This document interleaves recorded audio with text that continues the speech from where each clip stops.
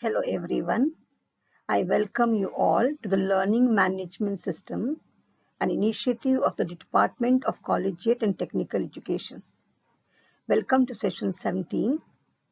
In this session, we are going to study Unit 3 of Basics of Electrical Power System for first semester students of Diploma in Electrical and Electronics Engineering. This unit deals with solar photovoltaic system and wind power plants. And in this session, the students are going to classify the photovoltaic system. So at the end of the system, the students will know what are the different types of photovoltaic systems. Before we start session 17, let us have a recap of section 16. In the previous session, we studied about the construction of a photovoltaic panel. In order to have a photovoltaic panel, we put photovoltaic modules together. We added them in series and parallel. In order to make a photovoltaic array, we put photovoltaic panels together and we build the photovoltaic array.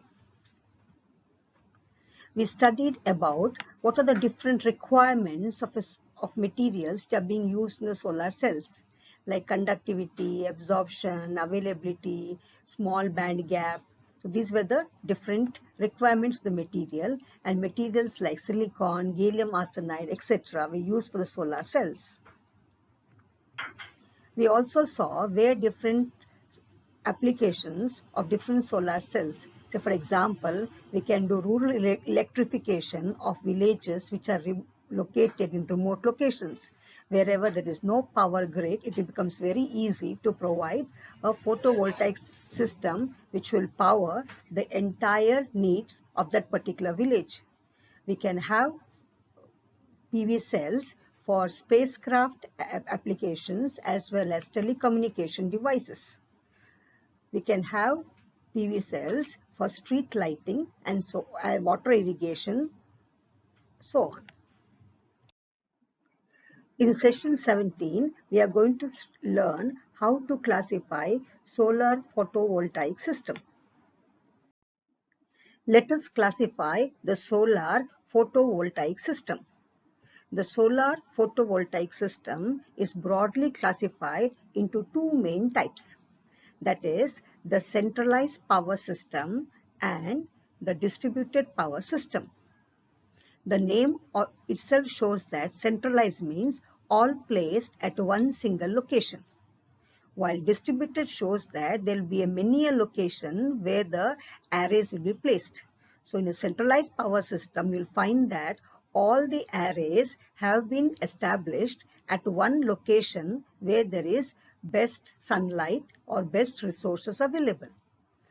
And from this station, we are going to feed the grid whatever power is generated. In a distributed power system, we will have panels at many locations, and these panels will be located very close to the load center. The distributed power system can again be classified into four main types.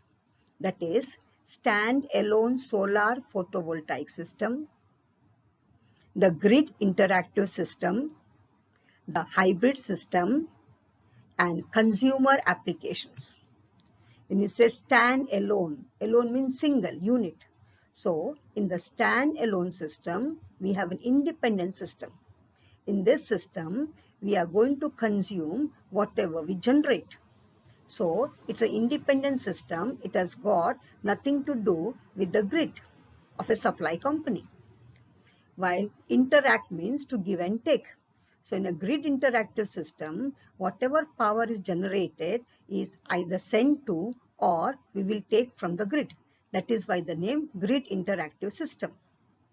Then we have a hybrid system.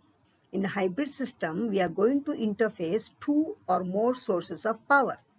This provides greater reliability of the system. So in a hybrid system, we can have not only two or more sources of power, renewable or non-renewable. By consumer application, we mean small applications or applications which have a very low power consumption. The grid interactive system can be further classified into two types, that is with battery backup and without battery backup. When battery backup is provided, higher reliability can be obtained. Let us understand the first basic classification of a solar photovoltaic system, that is centralized power station system. In this type of system, at a central location, all the arrays are mounted.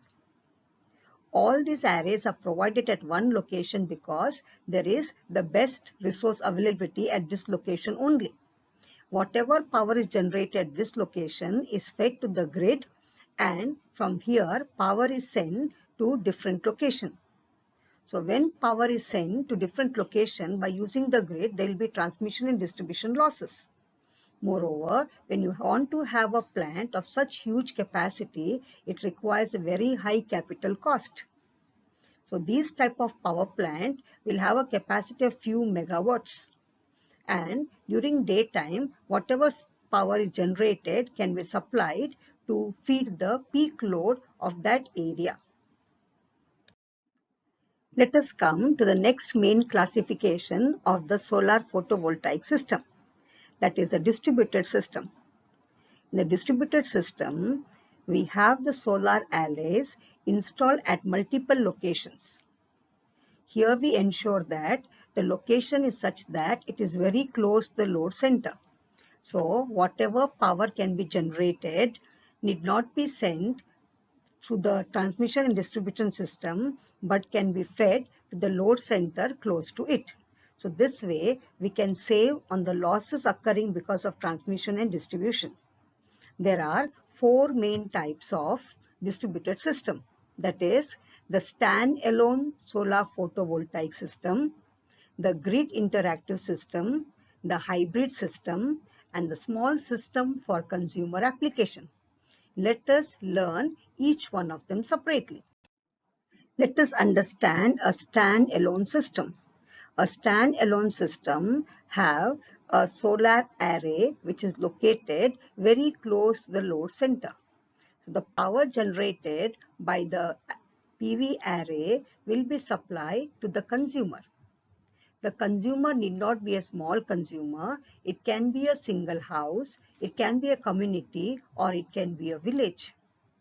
The advantage of this system is that there is absolutely no question of transmission and distribution. But during daytime, whatever power is generated is fed to the load, but it requires batteries so that during night time, whatever power is stored can be supplied to the consumer. This is a very successful model because a continuity of power can be obtained in the day as well as night because of these batteries. In the distributed system, the next type of system is a grid interactive system. In this type of system, there is a PV panel, and this panel will generate power. Whatever power is generated by this system is supplied to the consumer. And during the generation, whatever excess is produced is fed to the grid. And during night, when there is no sunlight, the requirement of the load is met by getting the power from the grid.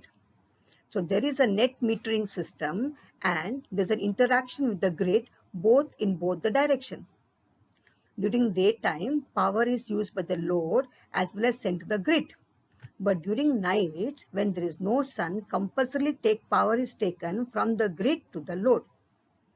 In this type of system, there is a problem that suppose the grid fails in the night, there might be discontinuity of power supply. So to address this problem, under grid interactive system, we have two types of power systems, battery backup and without battery backup. The next classification of a distributed system is the hybrid system. In a hybrid system, we have two sources of power. It can be more than two also. They may be renewable or they may be non-renewable. Here in this picture, we see that power is generated from the solar cell as well as from wind as well as from diesel generator set. So here the battery backup capacity can be reduced because we have different sources of energy. So we can have higher reliability of the system in case there is a problem with one source of power. Typically, a diesel engine is used for as a second power source for higher reliability. The last classification of the distributed system is small system for consumer application. We know that we use devices like calculator, watches, electronic games, and so on, and they can be solar powered. But the requirement of these devices is going to be very small, from a few microwatt to 10 watts. So they do not have any battery backup, but they are very convenient for use. I believe you have understood the classification of a photovoltaic system. Let us have a quick revision. Question number 1. The following photovoltaic system uses more than one source of energy. You have option stand-alone system, the hybrid system, the grid direct system, and none of the above. In standalone system, we have only one source of power. Grid also we have one source of power, but in hybrid system we can have two or more sources of power. So the answer is B. In question 2, we need to choose the correct answer. An inverter in a PV system A stores charges for use during night time. B changes DC supply into AC. C need not be always provided. Is required in a stand-alone system. Now we know that the storing of charges is done by a battery. All the load in the houses are AC. So we need a device to convert DC to AC. And since we always use AC, it has to be always provided. And an inverter is required in all the systems. So the answer has to be B. It means that inverter changes DC supply into AC. The third question, a dash system allows the power to be sold to the utility company using net metering. You have four choices: a stand-alone system, a hybrid system, a grid interactive system, and none of the above. We know that stand-alone system is an independent system. A hybrid system has multiple sources of power, and that too is an independent system. So here the only answer left is grid interactive system, because in a grid interactive system, whatever power is supplied, generated, is actually used, and the excess power is fed to the grid. And whenever the load requires power, especially during night time, it borrows power from the grid. So the answer has to be C, grid interactive system.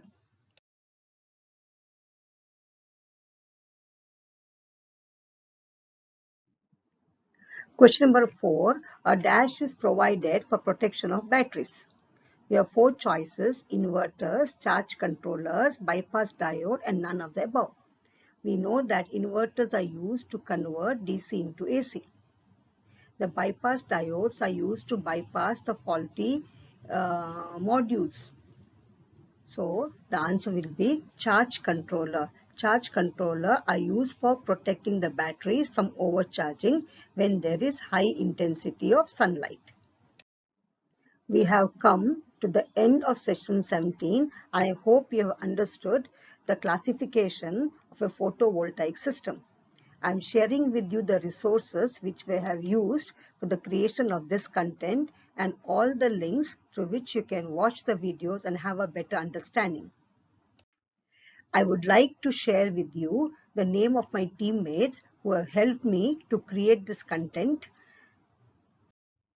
Thank you very much for using this learning management system.